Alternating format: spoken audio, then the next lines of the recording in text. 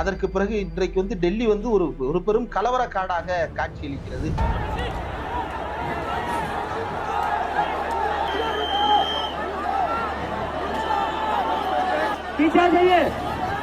நிச்சயமாக அதை ஒப்பிட்டு பார்க்கிற சூழல் வந்ததுன்னா என்னால அதை ஜேபி மூவ்மெண்டோடையும் ஒப்பிட்டு பார்க்க முடியல. 2012-13 அந்த போராட்டத்தையோடையும் என்னால ஒப்பிட்டு பார்க்க முடியல.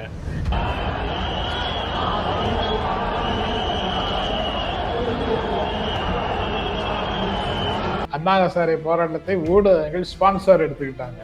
சோனம் வான்சுக் போராட்டத்துக்கோ அல்லது காக்ரோச் ஜனதா பார்ட்டி போராட்டத்துக்கோ அப்படி ஒரு ஸ்பான்சர்ஷிப் இருக்கிற மாதிரி தெரியல.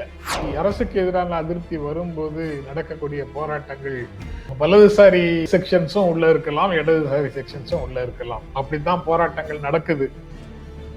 ஆனா இறுதியில அது யார் கை ஓங்குகிறது அப்படிங்கிறது ரொம்ப முக்கியமான கேள்வியாகுது.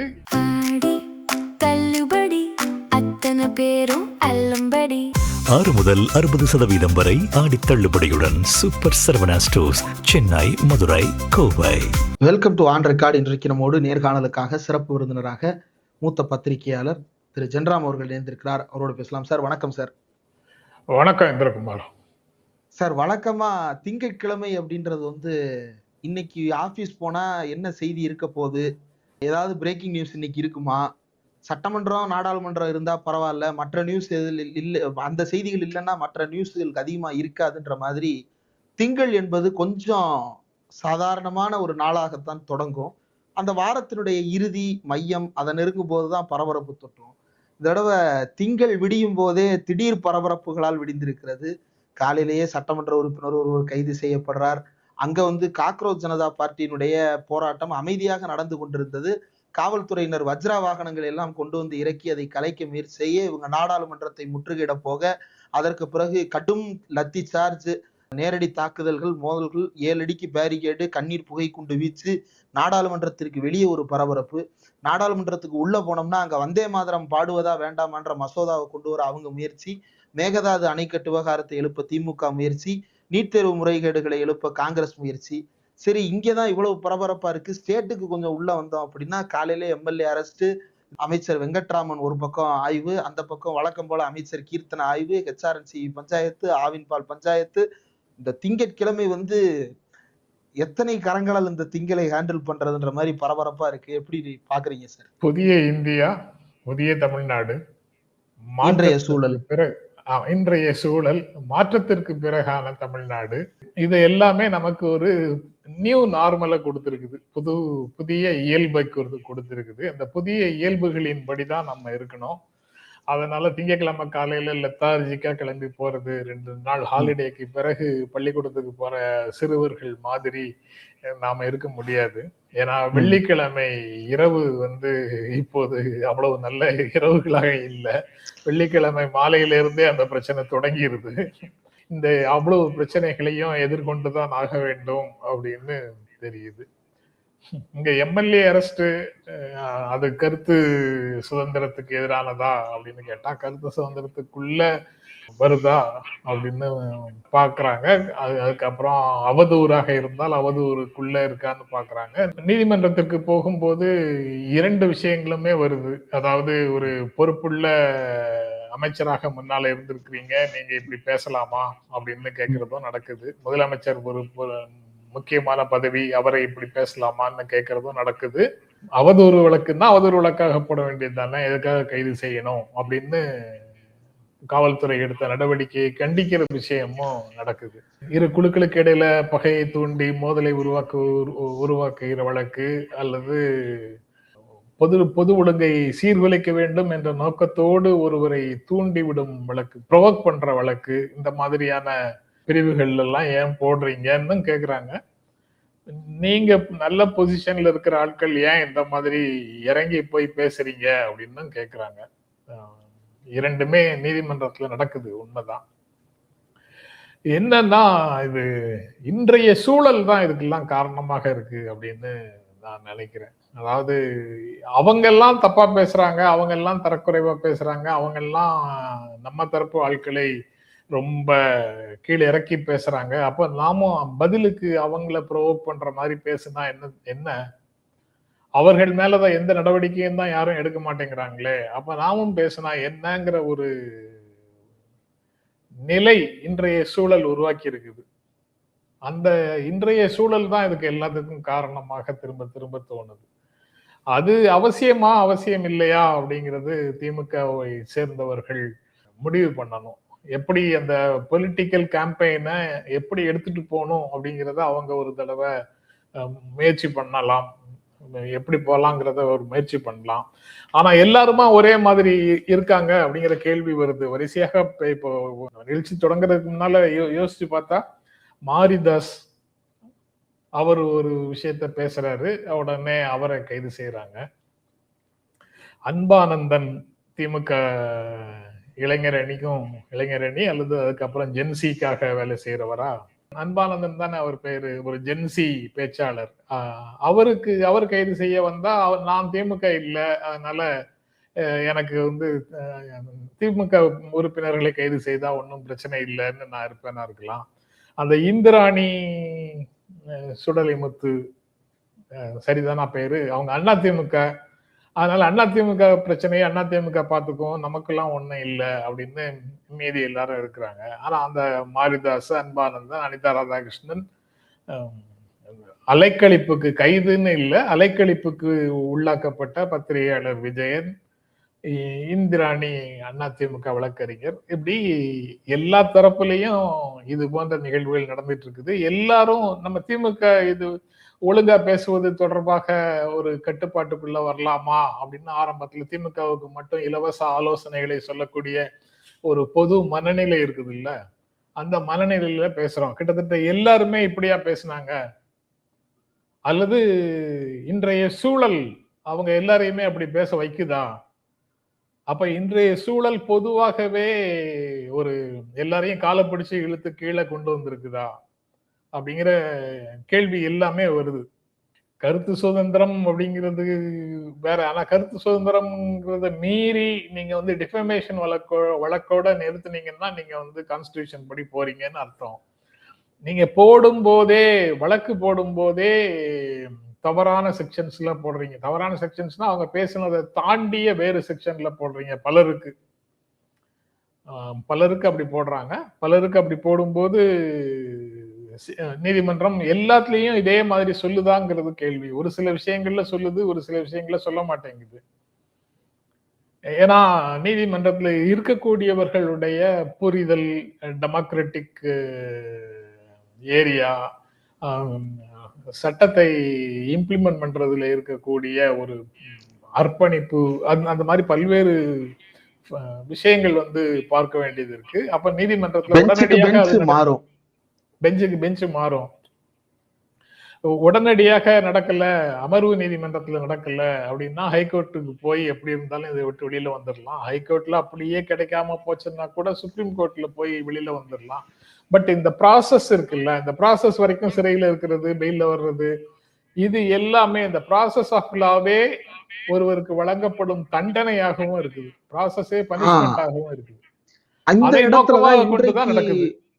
இன்றைக்கு இந்த இடத்தை மையப்படுத்தி தான் முன்னாள் முதலமைச்சர் திமுக தலைவர் ஸ்டாலின் நடைபெறுவது சட்டத்தின் ஆட்சியா சாத்தானின் ஆட்சியா அப்படின்ற கேள்வியை முன்வைக்கிறாரு. சாத்தானின் ஆட்சி அப்படின்னு முன்வைக்கிறத எப்படி பாக்குறீங்க சார்? பல விதங்கள்ல அதை இன்டர்பிரட் பண்ணலாம். அவர் நினைக்காத ஒரு பக்கத்துல இருந்து கூட அதை இன்டர்பிரட் பண்ணி அதுக்கு ஒரு கம்யூனல் டோன் கொடுக்கறதுக்கு முயற்சி பண்ணலாம். அந்த எல்லா பிரச்சனைகளும் அதுக்குள்ள அடங்கிதான் இருக்கு. அது ரொம்ப தமிழ் மொழியில சட்டம் சாத்தான் அப்படின்னு சா அப்படிங்கிற எதுகை மோனையை ஒட்டி வந்திருக்கக்கூடிய ஃப்ளோவா இருக்கும். அது இல்ல, நம்ம பழைய பழமொழி ஒண்ணு அடிக்கடி சொல்லுவோம்ல சார், சாத்தான் வேதம் ஓதுகிறது அப்படின்றத. ஆமா ஆமா, டெமோக்ரஸி பத்தி மோடி பேசும்போது கூட பலர் இந்த உதாரணங்களை பயன்படுத்தி இருக்கிறாங்க. கரெக்ட் தான். அது வேதத்துக்கும் சாத்தானுக்கும் இடையில உண்டான கனெக்ஷன் அல்லது எதிர்நிலை நீங்க சொல்றீங்க. கடவுளுக்கும் சாத்தானுக்கும் இடையில உண்டான எதிர்நிலைன்னு வேற யாராவது சொல்றாங்கன்னு வச்சுக்குவோம். ஆக எப்படி பார்த்தாலும் திரும்பவும் நம்ம அதே சர்க்கிளுக்குள்ளதான் போறோம். குட் வர்சஸ் ஈவில் அப்படிங்கிற சர்க்கிளுக்குள்ளதானே போறோம். ஜனநாயகத்துல எழக்கூடிய பிரச்சனைகள் பொதுவாக எப்படி இருக்கும் நல்லவர்களுக்கு இடையில, மக்களுக்கு சேவை செய்யணும்னு நினைக்கிறவர்களுக்கு இடையில அணுகுமுறையில் இருக்கக்கூடிய வேறுபாடுகள் காரணமாக எழக்கூடிய பிரச்சனைகள் தானே இருக்கும். அதுல குட் வர்சஸ் ஈவில், ஈவில ஒழிக்கணும் அப்படின்னு தூய சக்திக்கும் தீய சக்திக்கும் இடையில நடக்கக்கூடிய போர், தீய சக்தியை ஒழிச்சே ஆகணும் அப்படிங்கிற மாதிரி ஒரு நிலையை எடுப்பாங்களா? அது அரசியலா? ஜனநாயக அமைப்புக்குள்ள உள்ள அரசியலா? அப்படி ஒரு நிலைக்கு போயிட்டா அதுக்கு பேர் அரசியல் இல்ல, போர். ஆக இப்ப அவங்க திமுகவை மௌனித்து இருக்க செய்யணும், அல்லது தவேகாவை விமர்சிக்கக்கூடிய அனைவரையும் மௌனித்து இருக்க செய்யணும் அப்படிங்கிறதுக்காக இதெல்லாம் செய்யறாங்களா அப்படிங்கிறதும் ஒரு கேள்வியாகத்தான் இருக்குது. தொடர்ச்சியாக இப்படி நடக்குது அப்படிங்கிறது தான் அதுல ரொம்ப கவலை. வேற எங்கேயாவது நடந்ததுன்னா பரவாயில்ல, இப்போ தொடர்ச்சின்றதை விட டெய்லி பல விஷயங்கள் என்ன மாதிரி ஆட்களுக்கு கவனத்துக்கு வராம கூட போகலாம். இல்ல சார், அதாவது லாஸ்ட் ஒரு 2 வீக்ஸ் எடுத்துக்கிட்டோம் அப்படின்னா, இந்த 2 வீக்ஸ்ல கிட்டத்தட்ட 10க்கும் மேற்பட்ட சர்ச்சைக்குரிய கைதுகள் நடைபெற்று இருக்கிறத பார்க்க முடிகிறது. கைதுகள் சர்ச்சைக்குரிய கைதுகளாக இருக்குது. குற்றத்துக்கான கைதுகள்னு யார் மேலேயாவது எடுக்கணும்னா அங்க எடுக்காமல் இருப்பது பிரச்சனையாக. அவங்களுக்கு எல்லாம் முன்ஜாமீன் கொடுத்துருச்சு. சார்பதிவாளர் அலுவலகம் தொடர்பான பிரச்சனையாக இருந்தால் அவங்களுக்கு எல்லாம் முன்ஜாமீன் கொடுத்துருச்சு கோர்ட். அப்புறம் ஏன் சார் கைது பண்ணணும்? கோர்ட் முன்ஜாமீன் கொடுத்துருச்சுன்னா அதுக்கப்புறம் பேச்சே கிடையாது. அதை பத்தி பேசுறதுக்கு ஒண்ணும் இல்லை. ரைட்டு. ஆனா ஸ்ரீவைகுண்டம் இன்னைக்கு அனிதா ராதாகிருஷ்ணன், முன்னாள் அமைச்சர் கீதா ஜீவன் எல்லாரும் தூத்துக்குடியில பேசும்போது சொல்றாங்கல்ல, அந்த தூத்துக்குடிய சரௌண்டிங்லயே அந்த ஒரு கம்ப்ளைண்ட் இருக்கு. ஆனா நடவடிக்கை எடுக்கலன்னு கேட்டாங்க எல்லாரும். அவங்க நடவடிக்கை எடுத்துட்டாங்க தேவைக்கால இருந்து. அவரு எம்எல்ஏக்கு எதிராக எடுக்கல, புகார் சொன்னவங்களுக்கு எதிராக நடவடிக்கை எடுத்து அவங்கள கட்சியில இருந்து நீக்கிட்டாங்க. ஆக அந்த இஷ்யூ அப்படியேதான் இருக்குது.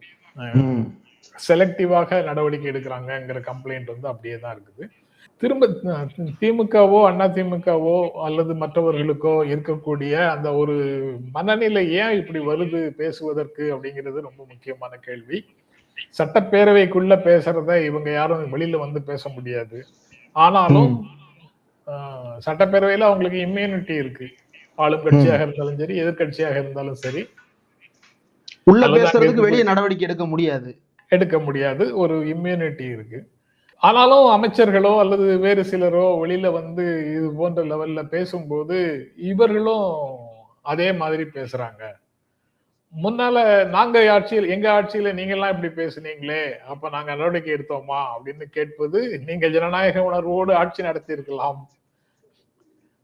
அல்லது உங்க ஆட்சியில காவல்துறையினுடைய அத்துமீறல்கள் ரொம்ப குறைவாக நடந்திருக்கலாம், 1 கேஸ் 2 கேஸ்ன்னு நடந்திருக்கலாம். இவங்க அதை முழுமூச்சாக அதை செயல்படுத்துகிறார்கள் அப்படின்னு பார்க்கலாம். ஏன்னா உங்களுக்கு ஒரு பொலிட்டிக்கலாக, ஒரு டெமோக்ராட்டிக்காகவும் சரி, பொலிட்டிக்கலாகவும் சரி ஒரு லெகசி இருக்கு. அந்த லெகசி படி உங்க ஆட்சி இருந்திருக்கும். டிவிகே இப்பதானே புதிதாக அந்த பாதையை போட்டுக்கிட்டு இருக்கிறாங்க. அந்த பாதை இப்படியான பாதைன்னு தான் தோணுது.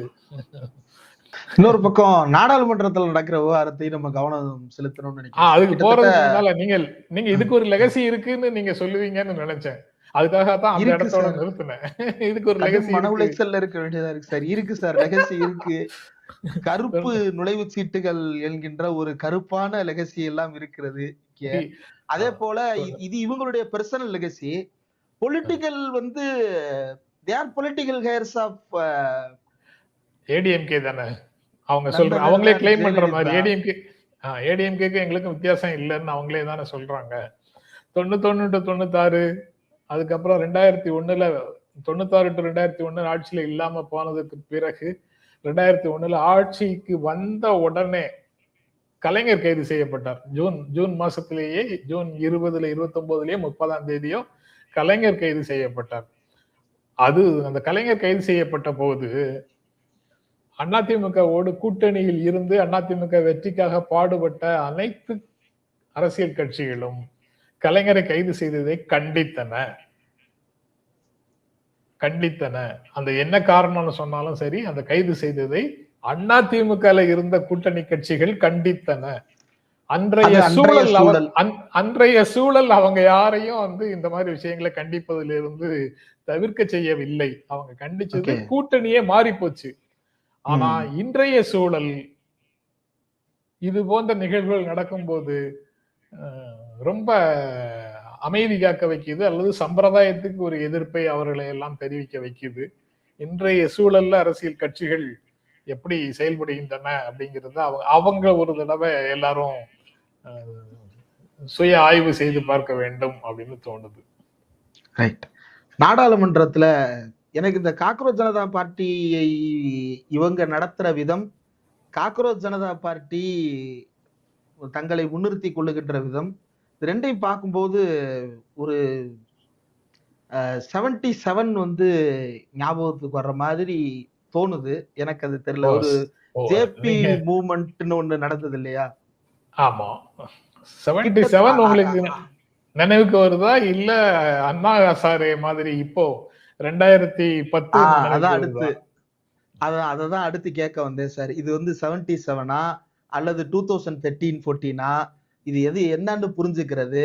நாடாளுமன்றத்துல இதை கொண்டு போய் இவர் விவாதிச்சிருக்கிறாரு, மல்லிகார்ஜுன கார்கே விவாதிச்சிருக்கிறாரு. அதுக்கு வந்து காக்ரோச் ஜனதா பார்ட்டி நன்றி தெரிவித்திருக்கிறார்கள். இங்க தமிழ்நாட்டில இருந்து ஆராசா அவர்கள் வந்து சோனம் வாங்சுக்கினுடைய போராட்டத்திற்கு ஆதரவு தெரிவித்திருக்கிறார். சோனம் வாங்சுக்கினுடைய போராட்டம், காக்ரோச் ஜனதா பார்ட்டி வந்து அதை பேக்கப் பண்றது. அதற்கு பிறகு இன்றைக்கு வந்து டெல்லி வந்து ஒரு பெரும் கலவர காடாக காட்சியளிக்கிறது. இந்த சூழலை எப்படி பாக்குறீங்க? நிச்சயமாக அதை ஒப்பிட்டு பார்க்கிற சூழல் வந்ததுன்னா என்னால வந்து அதை ஜேபி மூவ்மெண்டோடையும் ஒப்பிட்டு பார்க்க முடியல. 2012-13 அந்த போராட்டத்தையோடையும் என்னால ஒப்பிட்டு பார்க்க முடியல. ஏன் அண்ணா ஹசாரே போராட்டத்தோட ஒப்பிட்டு பார்க்க முடியலன்னா, அண்ணா ஹசாரே போராட்டத்துக்கு ஆட்கள் அதிகமாக வரல, குறைவாக ஆட்கள் வந்த போதிலும் கூட இந்தியா முழுவதும் அது பெரிய பாதிப்பை உருவாக்கும் அளவுக்கு அதற்கு ஊடகங்கள் முக்கியத்துவம் கொடுத்தன. அந்த போராட்டத்தை, அண்ணா ஹசாரே போராட்டத்தை ஊடகங்கள் ஸ்பான்சர் எடுத்துக்கிட்டாங்க. ஸ்பான்சர்ஷிப்ல தான் நடந்ததுன்னு சொல்லலாம், அப்படி எடுத்துக்கிட்டாங்க. ஆனா இன்று சோனம் வான்சுக் போராட்டத்துக்கோ அல்லது காக்ரோச் ஜனதா பார்ட்டி போராட்டத்துக்கோ அப்படி ஒரு ஸ்பான்சர்ஷிப் இருக்கிற மாதிரி தெரியல. அரசியல் ஆர்வம் உள்ள அல்லது தங்கள் மீது திணிக்கப்பட்ட ஒரு விஷயத்துக்கு எதிராக அவர்கள் குமுறுகிறார்கள் அப்படிங்கிறது தான் அந்த உணர்வை உணர்வை பார்க்கும்போது வரக்கூடிய உணர்வாக இருக்கு. அவங்க உணர்வை பார்க்கும்போது வரக்கூடிய நம்ம உணர்வாக இருக்கு. அப்ப இதுல மோர் 77 ரெலவன்ஸ் இல்லையா? 77 ரெலவன்ஸுக்கு ஒரு பவர்ஃபுல் சுதந்திர போராட்ட தியாகியினுடைய கால் இருக்குல்ல, அப்படி பொலிட்டிக்கலா இங்க யாரும் இல்லையே பெருசா. இவரு லே லடாக் பகுதிகளில் கிட்டத்தட்ட அவங்களுடைய ஒரு சுதந்திர உணர்வுகளுக்கான குரல் கொடுத்தவர் இல்லையா சார்? வான்சுக் மாதிரி பல தலைவர்கள் இருக்காங்க. ஒரு சில பகுதிகளில் அவங்களுடைய பொது சேவை பெரிய ரோல் பிளே பண்ணிருக்கு. அந்த மாதிரி ஆட்கள் நிறைய இந்தியாவின் பல பகுதிகளில் அப்படி லீடர்ஸ் இருப்பாங்க. பட் சோனம் வான்சுக்ங்கிறவங்க வந்து டெல்லிக்கு போய் டெல்லியிலேயே எம்பியாக இருக்கிற, அமைச்சராக இருந்த ஆராசா போன்றவர்களுக்கு அகில இந்திய அளவுல இந்தியாவின் பல பகுதிகளில் அரசியல் நகர்வுகள் நடந்துட்டு இருக்கிறத ஃபாலோ பண்றவங்களுக்கு சோனம் வான்சுக் தெரிவாங்களா இருக்கலாம். ஆனா மற்ற சாதாரண இந்திய மக்களுக்கு ஜெயபிரகாஷ் நாராயண் தெரிஞ்ச மாதிரி அல்லது அண்ணா ஹசாரேயை ஊடகங்கள் கொண்டு சேர்த்த மாதிரி இந்த போராட்டத்தை கொண்டு சேர்க்கல. அப்ப இது ஆளும் அதிகார வர்க்கத்திற்கு எதிரானதுதான் அப்படின்னு நம்ம புரிஞ்சுக்கலாமா? அப்படி முடியாது. இது போன்ற அதிருப்தி, அரசுக்கு எதிரான அதிருப்தி வரும்போது நடக்கக்கூடிய போராட்டங்கள் வலதுசாரி செக்ஷன்ஸும் உள்ள இருக்கலாம், இடதுசாரி செக்ஷன்ஸும் உள்ள இருக்கலாம். அப்படித்தான் போராட்டங்கள் நடக்குது. ஆனா இறுதியில அது யார் கை ஓங்குகிறது அப்படிங்கிறது ரொம்ப முக்கியமான கேள்வியாகுது. இந்த அனுபவங்களின் அடிப்படையில பார்க்கும்போது இது போன்ற போராட்டங்கள் நம்பிக்கை ஊட்டுவதற்கு பதிலாக ஒரு செக்ஷன் ஆஃப் இந்திய சமூகத்திடம் அது அயற்சியை கொடுக்குது, சோர்வை கொடுக்குது அப்படின்றதுதான் ஒரு பக்கத்துல இருக்கக்கூடிய உண்மை. இளைஞர்கள் போராடுறாங்க, அவங்க வந்து நீட் தேர்வுக்கு எதிரான ஒரு மனநிலையோட அதுல இருக்கக்கூடிய முறைகேடுகளை கண்டிச்சு போராடுறாங்க. தங்களுக்கு எதிரான ஒரு அமைப்பு ரீதியான நிர்வாக ரீதியான ஒரு சுரண்டலை வந்து இளைஞர்கள் எதிர்த்து போராடுறாங்க அப்படின்ற அந்த கான்டெக்ட்ல இதை புரிஞ்சுக்க முடியாதா சார்? ஜெயபிரகாஷ் நாராயணனுடைய போராட்ட அறைகூவலும் அதற்கு பிறகான அதுக்கு பிறகு நடந்த நிகழ்வுகளும் RSS ஜனசங் உட்பட அந்த செக்ஷன்ஸும் வந்து ஆக்டிவாக உள்ள வேலை செய்தார்கள். இடதுசாரி சிந்தனை உள்ளவர்கள் கொஞ்சம் பேரும் உள்ளுக்குள்ள சோசியலிஸ்ட் சிந்தனையோடு இருக்கக்கூடியவர்களும் அந்த போராட்டத்தை முன்னின்று ஆக்டிவா பார்ட்டிசிபேட் பண்ணாங்க. இறுதியில என்ன நடந்தது? ஜனசங்குக்கான ஒரு மாஸ் அக்செப்டன்ஸை வந்து பெற்றுக் கொடுத்தது அந்த போராட்டம். சோசியலிஸ்டுகளோடவும் காங்கிரஸோடவும் ஒரே கட்சியாக இணையக்கூடிய ஒரு சூழலுக்கு கொண்டு வந்து, அன்றைய சூழல் அப்படி ஒரு நிலையை கொண்டு வந்தது. சோ இந்த மாதிரியான போராட்டங்கள் எல்லாமே ஒரு வலதுசாரி எழுச்சிக்குத்தான் பயன்பட்டு இருக்கிறது அப்படின்னு சொல்றீங்களா? நீங்க ஒப்பீட்டுக்காக எடுத்துக்கொண்ட 2 போராட்டங்களும் எனக்கு அப்படித்தான் ஒரு உணர்வு கொடுக்குது. அதனால நான் இது போன்ற எது நடந்தாலும் எனக்கு வந்து கதவு திறக்க மாட்டேங்குது. ஓகே, அப்படியே என்ன நடக்குது பாப்போம் அப்படின்ற மாதிரி ஒரு உணர்வு வருது. அதுல சுற்றி என்ன நடக்குதுங்கிறத நான் தொடர்ந்து ஃபாலோ பண்றதுல கூட எனக்கு ஒரு சோர்வு வருது. அதனால நீங்க கேட்கிற கேள்விக்கு நான் முழுசா பதில் சொல்றேன்னா அப்படிங்கறதும் எனக்கு சந்தேகம் தான். ஏன்னா இது என்னுடைய உணர்வுகளை மட்டும்தான் நான் அவங்க கிட்ட சொல்றேன். இல்ல, சுற்றி என்ன நடக்குதுன்னா சார், அதாவது உங்களுடைய செல்போன்ல பார்க்கும்போது ஒண்ணு நடக்கும், ஏன் செல்போன்ல பார்க்கும்போது அதுல வேற அதுதான் ரொம்ப முக்கியம். அதுதான் ரொம்ப முக்கியம். எதிர்த்தாப்புல இருக்கிற எதிர்கட்சிக்காரன் பார்க்கும்போது அவன் செல்போன்ல வேற ஒண்ணு நடக்குது. எங்க எது உண்மையா நடக்குதுன்னு தான் தெரிய மாட்டேங்குது நமக்கு. இதுதான் இன்றைய சூழல். அதுதான் பிரச்சனை. அல்காரிதம் தான் எல்லாருக்குமான பிரச்சனை. ரைட். நம்ம இந்த டாபிக்லயே கூட இன்னும் கொஞ்சம் விரிவா டிஸ்கஸ் பண்ணலாம் அப்படின்னு நினைக்கிறேன் சார். இந்த இந்த சூழல் வந்து எப்படி வந்து அன்ராவல் ஆகுது. ஏன்னா ஜேபி மூமெண்ட் அப்படின்னு ஒண்ணு நடக்கும்போது இந்தியா முழுக்க அது வந்து ஒரு அதிர்வை ஏற்படுத்தியது. அதனுடைய விளைவாக ஜனசங்கம் வந்து ஒரு புத்தாக்கம் பெற்றது அப்படின்றது ஒரு பக்கம் இருக்கு. 2014 இவரு டைரக்டாவே வந்து அது வந்து பாஜகவுக்கு ஆதரவாகத்தான் அது வந்து விடிந்து நின்றது. அதை நம்ம பார்த்தோம். இப்ப மீண்டும் இப்படியாக இளைஞர்கள் அப்படின்ற பேர்ல சமீபத்துல தமிழ்நாட்டுல நடைபெற்ற இந்த மாற்றம் வந்து இளைஞர் பேர்ல அந்த பழியை எழுதுறாங்களே தவிர அது உண்மையிலே இளைஞர்களால் நடந்ததா அல்லது இடையில இருக்கக்கூடிய அமைப்புகளால் நடந்ததா அப்படின்ற அந்த சந்தேகங்கள் எல்லாம் இருக்கிறது. ஜேபி போராட்டமாக இருந்தாலும் சரி, அண்ணா ஹசாரே போராட்டமாக இருந்தாலும் சரி, அதனுடைய தாக்கம் தென்னிந்தியால குறைவுதான். ஓகே, குறிப்பாக தமிழ்நாட்டுல ரொம்ப ரொம்ப குறைவுதான். நெக்லிஜிபிள்னு கூட சொல்லலாம். நெக்லிஜிபிள்னு கூட சொல்லலாம். ஆனா 2014 அப்படி இல்ல சார். 2014 வந்து கிட்டத்தட்ட அவங்க எதிர்பார்த்தது போலவே இங்க வந்து டிஎம்கே வந்து வாஷ் அவுட் ஆனதுல சார். டிஎம்கே காங்கிரஸும் தனித்தனியாக நின்றாங்க. ஆமா, அவங்களுடைய வலதுசாரிகள் வந்து மறுமலர்ச்சி திமுக, பாட்டாளி மக்கள் கட்சி, பிஜேபி இவங்க எல்லாரும் சேர்ந்து ஒரு அணியாக 3வது அணியாக நின்னாங்க. அவர்களுக்கு அது பலன் தரல. அவர்களுக்கு பலன் தரல.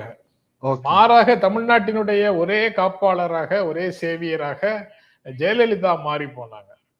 லேடி தான் அப்படின்னு தமிழ்நாடு முடிவெடுத்தது. மோடி இல்லை, லேடி தான். 40 தொகுதிகளிலையும் அதிமுக தனித்து நிற்கும். 39ல 37 வெற்றி பெற்றார்கள். ஆக தமிழ்நாட்டுல எப்படி பாதிக்குதுங்கிறது ஒரு முக்கியமான ஃபேக்டர் தான் அது. இப்ப ஜெயலலிதாவை நம்ம நான் பிஜேபி அப்படின்ற அடிப்படையில அன்றைக்கு ஜெயலலிதா வெற்றி பெற்றார். இன்றைக்கு புதிய நான் பிஜேபி அலையன்ஸ் ஒன்று உருவாயிருக்குல்ல சார், அப்ப அது அவங்களுக்கு சாதகமானதா இருக்குமா? இருக்கலாம்.